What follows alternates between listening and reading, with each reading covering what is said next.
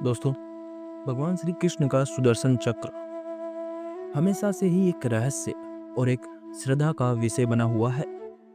यह एक ऐसा दिव्य अस्त्र था जिसे न केवल पौराणिक कथाओं में अद्वितीय बताया गया है, बल्कि इसके पीछे छिपे वैज्ञानिक दृष्टिकोण ने भी लोगों को सोचने पर मजबूर किया है। लेकिन क्या यह सिर्फ एक पौराणिक हथियार था या फिर इसके पीछे विज्ञान का कोई गहरा राज छुपा था? तो आइए इस वीडियो में हम जानने की कोशिश करेंगे कि क्या सच में सुदर्शन चक्र था, और अगर था तो इसे किसने बनाया, इसका निर्माण किसने किया और अभी कहाँ हो सकता है। इसके बारे में जितने भी सवाल हैं उन सब का जवाब देने की कोशिश की जाएगी। दोस्तों, महाभारत और विष्णु पुराण में सुदर्शन चक्र का विस्तार से उल्लेख मिलता है। यह चक्र 108 धारों वाला था और प्रकाश की गति से घूमता था। इसकी एक अद्भुत विशेषता यह थी कि यह अपने लक्ष्य को अचूक तरीके से भेदने के बाद वापस लौट आता था। यह केवल एक अस्त्र नहीं था, बल्कि एक गहरी तकनीकी और आध्यात्मिक समझ का प्रतीक माना जाता था। पौराणिक कथाओं के अनुसार इसका निर्माण भगवान विश्वकर्मा ने किया था और इसे भगवान शिव ने भगवान विष्णु को प्रदान किया था। दोस्तों, जब हम सुदर्शन चक्र को वैज्ञानिक दृष्टिकोण से देखते हैं तो इसके डिजाइन में कई अद्भुत तकनीकी संकेत मिलते हैं। उदाहरण के लिए, यह एक जाइरोस्कोप की तरह काम करता था। इसकी तीव्र गति इसे हवा में स्थिर बनाए रखती थी, जिससे यह लक्ष्य तक बिना किसी बाधा के पहुंच पाता था। इसके अलावा इसमें ऊर्जा के केंद्रित उपयोग की क्षमता हो सकती थी, जो आधुनिक लेजर टेक्नोलॉजी से मेल खाती है। अब यहाँ सवाल ये उठता है कि क्या यह केवल एक पौराणिक कथा है या इसके होने के ठोस प्रमाण भी मिले हैं? तो दोस्तों, इसका उत्तर हमें प्राचीन ग्रंथों और आधुनिक शोध में मिलता है। महाभारत और विष्णु पुराण में इसका उल्लेख स्पष्ट रूप से किया गया है।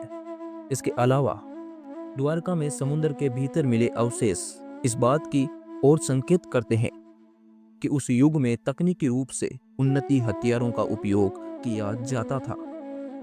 दक्षिण भारत के कई मंदिरों में आज भी सुदर्शन चक्र की पूजा की जाती है, जो इसके होने के प्रमाण को और मजबूत कर देता है। सुदर्शन चक्र के बारे में एक और सवाल अक्सर पूछा जाता है कि यह अपने लक्ष्य को पहचानता कैसे था। पौराणिक दृष्टि से इसे ईश्वर की शक्ति का प्रतीक माना जाता था, लेकिन वैज्ञानिक दृष्टि से इसमें ऐसी तकनीकी हो सकती थी जो ध्वनि तरंगों या ऊर्जा तरंगों के माध्यम से अपने लक्ष्य को पहचान कर उसे भेदने में सक्षम होती थी।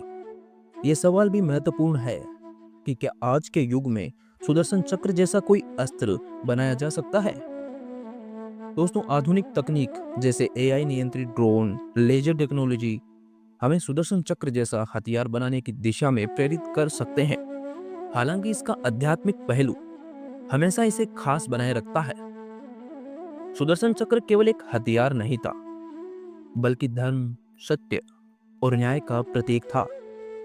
यह हमें सिखाता है कि जब तक हम धर्म और सत्य के मार्ग पर हैं, तब तक हमारे पास हर समस्या का समाधान है।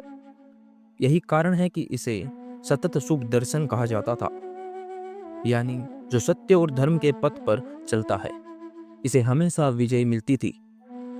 तो दोस्तों, सुदर्शन चक्र न केवल पौराणिक कथाओं का हिस्सा है, बल्कि यह प्राचीन भारतीय विज्ञान, तकनीक और आध्यात्मिकता का अद्भुत मिश्रण है।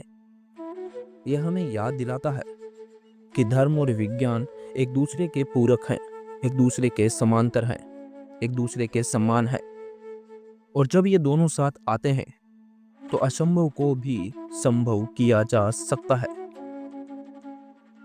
तो दोस्तों, अगर आपको ये वीडियो पसंद आया तो इसे लाइक करें, और अगर आप हमारे चैनल पर नए हैं तो हमारे चैनल को सब्सक्राइब जरूर करें।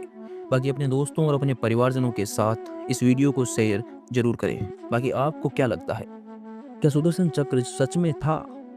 कमेंट में इसका जवाब जरूर दें। हरे कृष्णा।